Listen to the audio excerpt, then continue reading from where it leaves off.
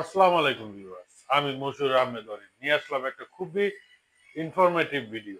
আপনারা মাঝে মাঝে আমাদের ফেসবুক পেজে বা বিভিন্ন জায়গায় বা হোয়াটসঅ্যাপে কমেন্টস করেন যে ইয়ামাহা R15M V4 আছে কিনা। ভাই আমরা তখন কনফিউজ হয়ে যাই, এম নিবেন না V4 নিবেন। তো আজকের ভিডিওটা হচ্ছে সেই বিষয়ে যে এম কি জিনিস আর V4টা কি জিনিস। তবে দেখতে পাচ্ছেন আমার সামনে হচ্ছে দুটো ইন্দোনেশিয়ান ভেরিয়েন্ট। তো এই দুটোর মধ্যে এখন এম আর V4 এর মধ্যে ডিফারেন্স কি সেটা একটু জানানোর জন্য হচ্ছে আজকের এই ছোট্ট ভিডিওটি। তো প্রথমে আমরা একটু এম এর দিকে ফলো করি। এম এর লুক এবং V4 এর লুক অ্যাজ লাইক সেম, যেহেতু সেম ডিএনএ।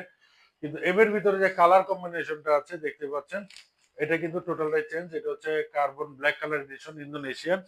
আর বর্তমানে 2025-এর কিন্তু আপনার হচ্ছে ম্যাট কালার। এখন আসি টেকনোলজি ওয়াইজ কি কি পরিবর্তন আছে প্রথমে দেখাচ্ছি।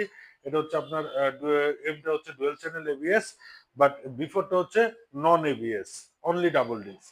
তারপরে এম এর যে মিটার সেটআপটা দেখতে পাচ্ছেন আপনারা, বিগ মিটার সেটআপ। আর বিফোরের যে মিটার সেটআপটা আপনারা দেখবেন সেটাও দেখিয়ে রাখছি। এটার মিটারটা দেখতে পাচ্ছেন এই পূর্বের ন্যায় ভার্সন 3 তে যেটা মিটার ছিল সেই মিটার সেটআপই আছে। এটা হচ্ছে দুটোতে আপনারা ওয়াই কানেক্টেড ফিচারটা পেয়ে যাবেন। এবং তার সাথে হচ্ছে এম এর মধ্যে আপনারা পাচ্ছেন ট্র্যাকশন কন্ট্রোল, কুইক শিফটার, এগুলো পেয়ে যাচ্ছেন। বাট বিফোরে কিন্তু আপনার সেই ট্র্যাকশন কন্ট্রোল বা কুইক শিফটার এগুলো কিছুই নেই।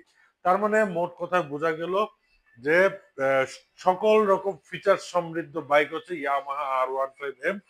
বাট যারা ইন্দোনেশিয়ান বিফোর নন এবিএস চালাতে চাচ্ছেন, এটাও ইন্দোনেশিয়ান একটা গুড কন্ডিশন এবং গুড বাইক, যেটা আপনি রাইড করে কমফোর্ট পাবেন।